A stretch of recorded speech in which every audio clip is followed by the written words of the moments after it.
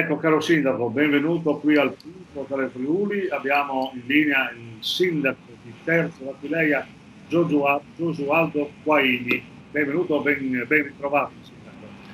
Buongiorno a voi e buongiorno a tutti i telespettatori. Enzo, grazie di nuovo per questo collegamento che ci dà l'opportunità di parlare a un bel po' di gente. Ecco bene, allora ti chiedo subito com'è la situazione lì. È chiaro, il Covid, ma anche il commercio, le scuole. Insomma, dacci uno scandaglio del tuo comune in questa situazione. Bene, caro Enzo, allora la situazione è a Terzo d'Aquileia. Partiamo con dei dati tra isolati e quarantene, siamo sulla cinquantina. Come dicevo l'ultima volta che ci siamo visti a Udine, tu mi avevi chiesto come si stanno comportando e io avevo scosso un po' la testa. A quell'epoca eravamo sì e no 8 e oggi siamo una cinquantina. C'è da fare ancora molta attenzione. Cinquantina di persone, di cui 35 isolati, ma stanno bene, tranne una persona che ha delle problematiche diverse ed è ricoverata in ospedale, ma niente di particolare. E gli altri sono tutti quarantenati per via del fatto che sono rientrati dal lavoro, sono rientrati dall'estero per lavoro, oppure famiglie con bambini, con ragazzi delle medie che hanno avuto problemi a scuola. Ecco, questa nel generale della situazione economica, diciamo che Terzo non si discosta dalle altre situazioni. Noi non abbiamo grandi centri commerciali, abbiamo due o tre, diciamo, due alimentari, due macellerie, una farmacia. I bar stanno soffrendo tanto, sicuramente stanno molto soffrendo questa situazione. D'accordo i ristori, ma penso che bisogna che lo Stato, e qui parliamo del governo, devono veramente fare un po' di più di quel che stanno facendo. Noi siamo disponibili, come sempre, come il gruppo della Protezione Civile, ad aiutare chi ha in difficoltà, queste famiglie che sono tutte messe in un appartamento. Li aiutiamo con andare a fare la spesa, portare la bombola, portarli eventualmente a fare delle visite. Cioè, siamo disponibili, siamo qua a 360 gradi, a piena disponibilità dei cittadini e della nostra comunità. Ecco, senti, il problema delle scuole, voi avete le scuole in loco o no? Sì. Noi abbiamo la fortuna di avere delle scuole sempre, diciamo, al di sotto della media dei contagi. Sono state chiuse per precauzione da parte della dirigente scolastica, perché ma hanno chiuso, diciamo, parzialmente, hanno chiuso delle classi, una terza, una quinta. Insomma, l'attività è continuata. L'attività proseguita. Noi abbiamo dato disponibilità ancora settimana scorsa, quando siamo entrati in zona rossa, a poter far arrivare dei bambini con difficoltà a scuola. A un certo punto ne avevamo avuti 17 con la mensa, con tutte come se fosse la scuola apertissima, no? A casa erano solo dei ragazzi che stavano bene e non avevano bisogno di cure, di attenzioni particolari da parte della scuola. Ecco. Stiamo andando avanti bene. Ho letto che per quanto riguarda le tariffe, l'IMU avete lasciato tutto come sta, insomma. Esattamente, nel nostro DUP che abbiamo approvato prima della fine dell'anno, abbiamo appunto lasciato abbiamo aumentato. L'unica tariffa aumentata è stata quella che era ferma da ormai di una decina d'anni, era per l'accesso agli atti, che in questo periodo, con quella faccenda del 110%, ci sta portando un sacco di lavoro amministrativo. Abbiamo delle persone capaci che vanno avanti su questa, però la mole di lavoro è grandissima. Dico anche una cosa ai miei concittadini o anche ai concittadini della regione: prima di fare degli accessi agli atti, cercate nelle case i documenti. Se poi non li trovate realmente, fate l'accesso agli atti e noi li abbiamo. Però prima prima di accedere agli atti date una controllata, magari i disegni li trovate a casa, se no vi ritrovate una doppia copia, pagare una tariffetta che è di 15 euro, però ci impegna parecchio l'ufficio tecnico su questa situazione. Ecco, l'unica tariffa che abbiamo aumentato è stata questa qua, siamo passati da 5 a 15 euro. Ecco, senti, per quanto riguarda i lavori in corso, no, ho visto che alla nord delle cronache i sindaci della tua zona, tu compreso, avete chiesto un incontro alla Regione per quanto riguarda la tangenziale e il tracciato che interessa l'area Obitz, no? Ecco, Sì. spiega cos'è quest'area Obitz e cosa comporta questo tracciato, insomma, ecco.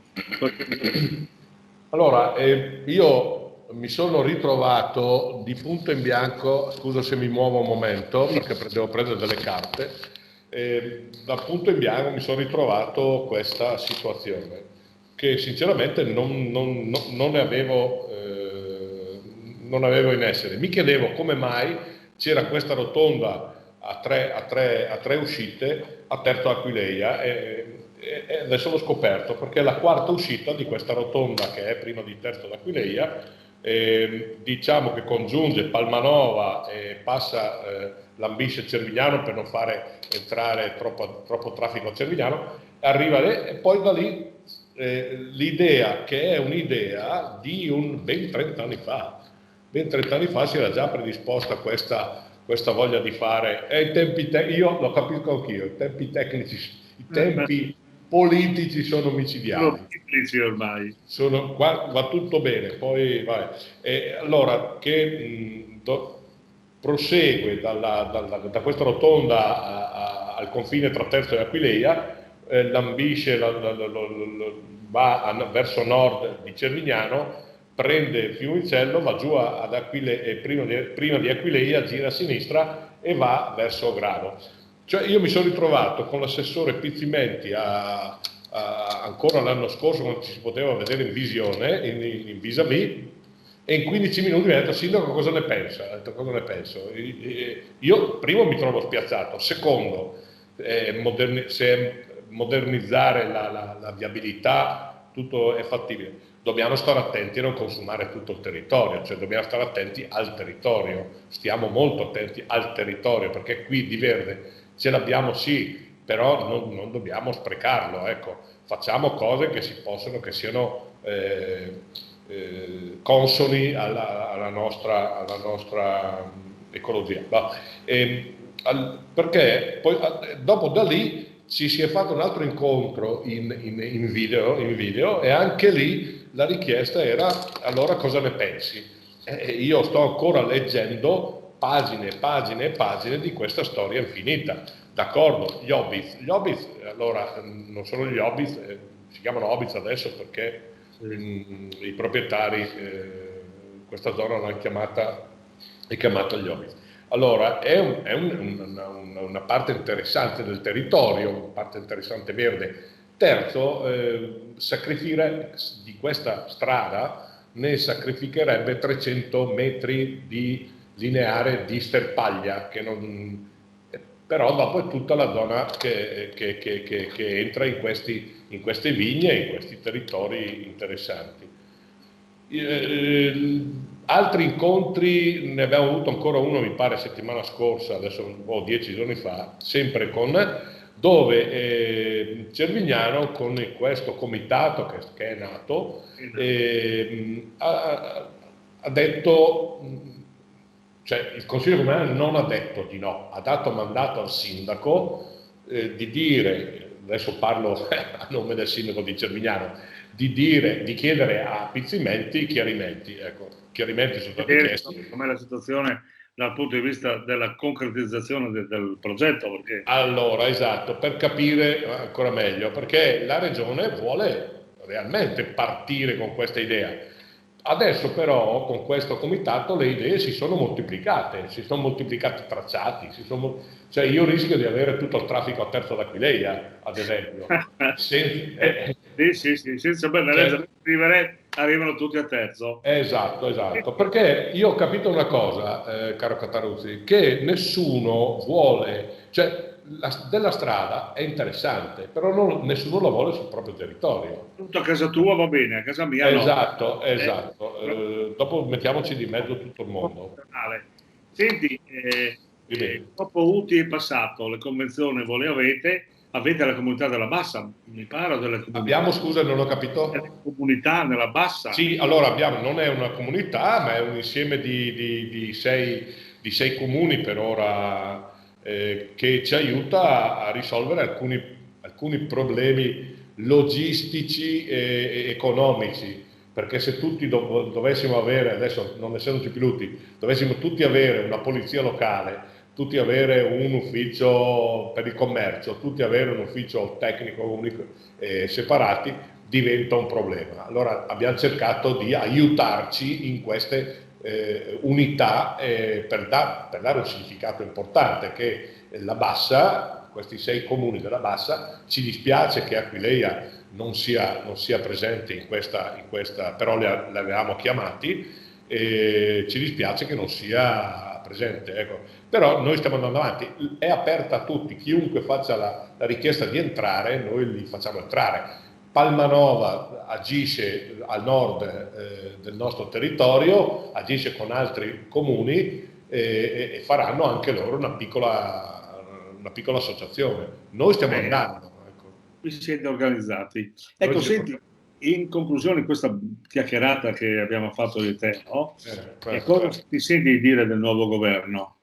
Dell'attuale governo Draghi? Dell'attuale governo Draghi... Dentro, praticamente. Sono tutte le forze politiche dentro, quindi dovrebbero fare qualcosa di buono. Esatto.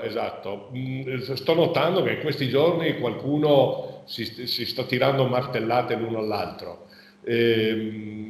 Spero che continui, cioè abbiamo bisogno di credibilità, non abbiamo bisogno di fare, come dire, bisboccia tra di noi per vedere chi è il più bravo. Stabilità, esatto, perché insomma ci serve stabilità, tanta stabilità. Il cittadino chiede cose concrete, dice esatto. Le elezioni vedremo, insomma. Ecco, sulla regione cosa ti senti di dire? Cioè, si sta agendo in maniera corretta con i comuni, con le varie fasi, oppure c'è qualcosa che non va? Oddio, c'è sempre qualcosa che bisogna migliorare, no? Allora, purtroppo o anche è un bene che questa situazione pandemica, questa situazione di non poterci vedere fisicamente a qualcuno giova. Non giova ai sindaci sicuramente, perché i sindaci hanno ogni giorno una gatta da pelare. Io consigliavo a una giornalista: perché non fate dei report speciali con i sindaci, degli odori che hanno sentito, delle problematiche che hanno avuto, della gente che hanno incontrato e non più rivista, noi psicologicamente, io ho la fortuna di essere abbastanza forte, ma c'è gente che può andare, ho amici che prendono il Lucian ogni giorno. La situazione è straordinaria, per cui è straordinaria, cioè bisogna che aiutare, anche solo parlandone, anche solo semplificando una cosa. Stiamo attenti a questa troppa esagerata burocrazia che poi è incomprensibile. Io mi trovo in difficoltà alle volte a rispondere alla gente. Oggi mi dicono una cosa, domani me ne dicono un'altra. Tu parlavi dei lavori adesso della nostra, noi dobbiamo ristrutturare la scuola, ma noi siamo ancora fermi. C'è l'ingegnere che doveva fare le prove del terreno, si è ammalato, ha avuto il Covid e non c'è nessuno che l'ha sostituito.